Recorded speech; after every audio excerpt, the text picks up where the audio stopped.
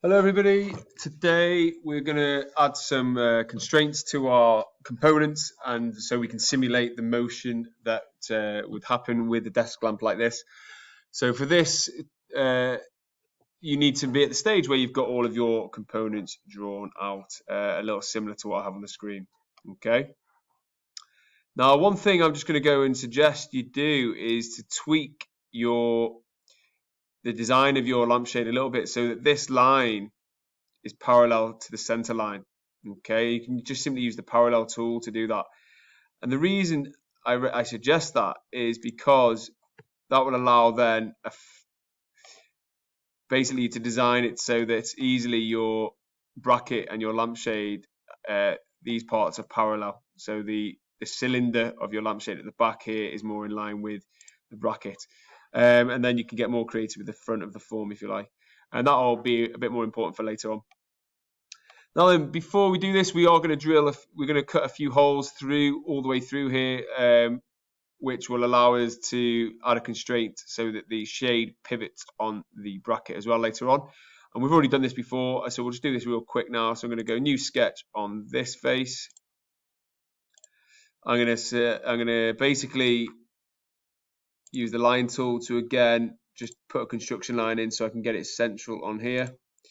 I'll make that a construction line. I'll use C for circle and I'll position this about there and I'll just make that a 5mm hole. And I will then press E for extrude. I'm going to select the hole. I'm going to push it the other way, all the way through. And I want it to cut. So now we have a hole all the way through our bracket and our shade right where we want it. Okay. Now then, we're going to basically add assembly constraints to this before, and we can actually then move it all around so that it simulates pretty much exactly what a normal desk lamp would do.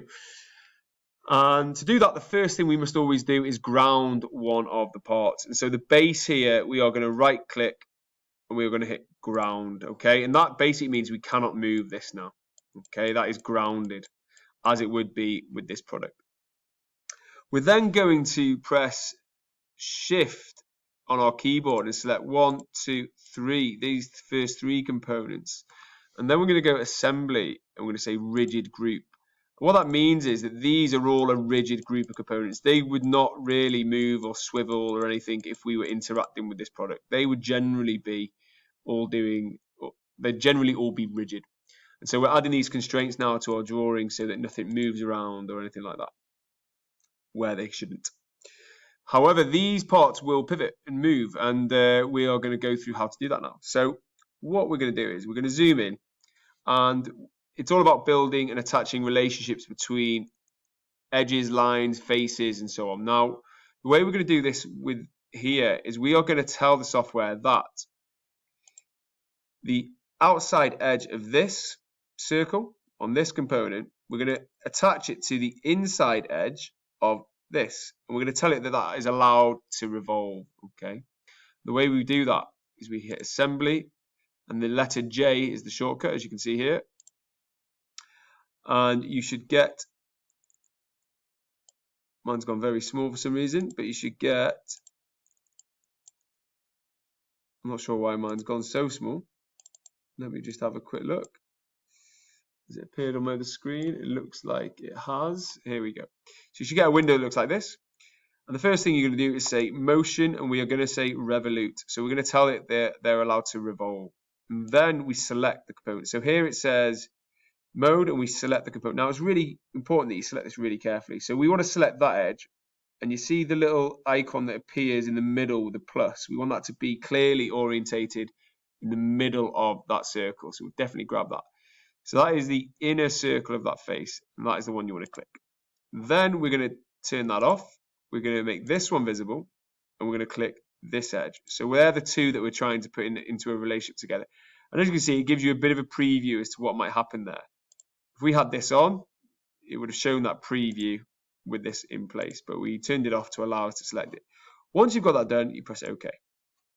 Then we're going to turn this on, and then you'll see that I can now move this in relation to that bottom part. These are all rigid. The base is grounded, but it's allowing me to swivel this as it would on the normal desk lamp. Okay. Next thing we're going to do is we are going to attach the bracket onto here. So as I say, it's not a big deal if you end up moving these things around because we're going to now attach the constraints. So again, we're going to press J. That's our shortcut. In this time, instead of it being a revolute, we're going to say a rigid constraint, a rigid joint.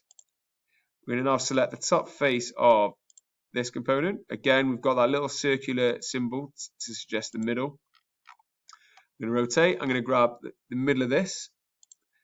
And as you can see there, it's showing you that it's going to connect that to there with a rigid joint. That's exactly what we want. Press OK. And now you can see, if we do a quick test, as I rotate that, this is attached and joined to the top very rigidly, as you can see.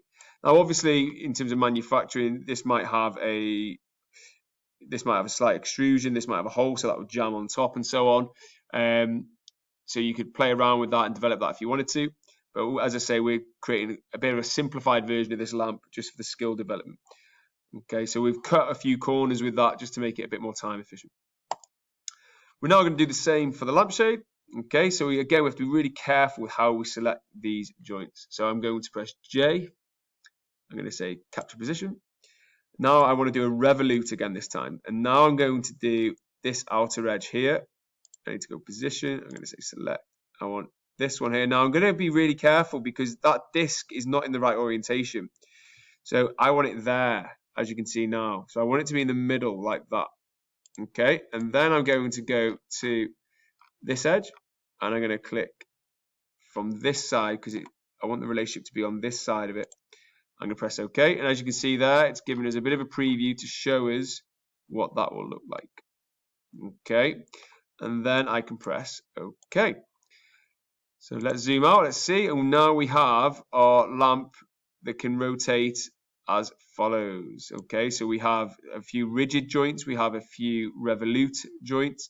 Now, as you can see, the lamp can actually fold into itself, and that is not ideal. And in the next video, I'll show you how you add the constraints that make sure that when this bar hits this edge here, it stops.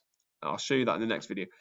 Before we finish this video, though, I want to show you that you might end up with a situation like this, where your bracket is now overlapping your lampshade on one of the sides, and that is totally fine. And this is what's good about Fusion, is when we do these things, we can quickly edit the part as we need to.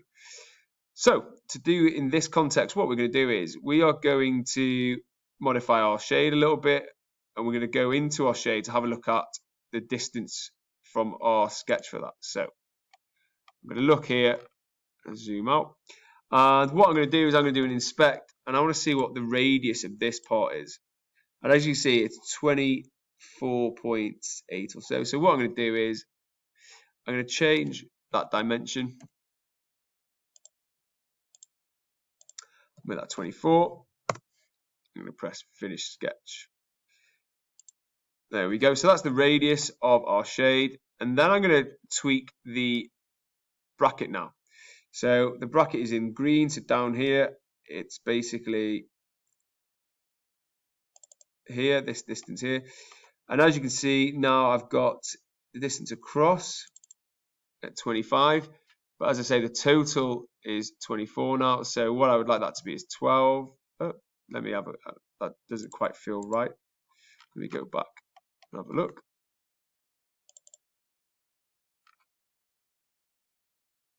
So the diameter is 24. Sorry there, I just got a bit confused in myself.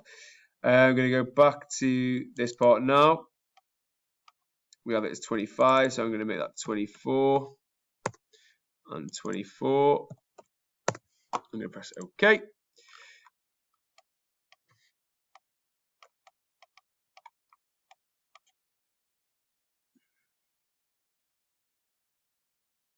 I'm going to just do a bit of inquiry here to have a look.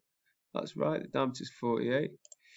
I have this. Okay, so what has happened here is I've made the bottom part longer, but I've not included the material or the distance is lost from these parts. So I'm going to go back and address that now. So I'm going to activate that. I'm going to, best way to do this, I'm just trying to think. turn that off. I'm going to go back to these sketches here. I'm just going to turn the rest of it off so I can focus on this.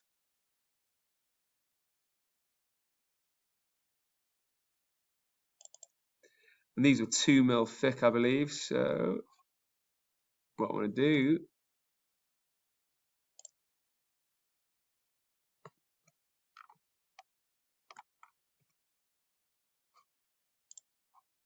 I'm going to edit this sketch. But for some reason,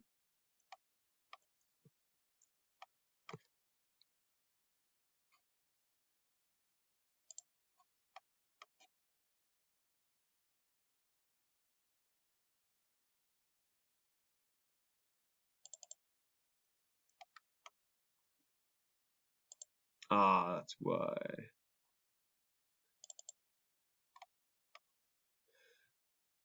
I need to add this. I need to add 2 on here for each side. 26. Press OK. And then if I turn my shade back on, you'll see that it now fits in nice and snug. So the error I made previously was when I looked at the radius for this, which as you'll see was the diameter is 48. I then put from here, I measured each point to be 24, but I forgot to include the distance for this material. So that's why it was still sat in and conflicting with the shade. So then I made the distance from the center of here when I drew the bottom of my bracket, I made it 26 each side, and as you can see now it fits. Okay, and so that's one of the beauties I think with Fusion is that if you make those errors or you don't foresee those things, you can go back in the timeline at the bottom and address them. Okay, and so now as you can see, I'll just turn those off. I now have my lampshade all fitting well. It can swivel and move. Okay, and in the next video, I'll show you how you stop it from conflicting whilst you're showing and demonstrating how it can rotate and move and so on. Okay, I hope that's useful, and thanks again.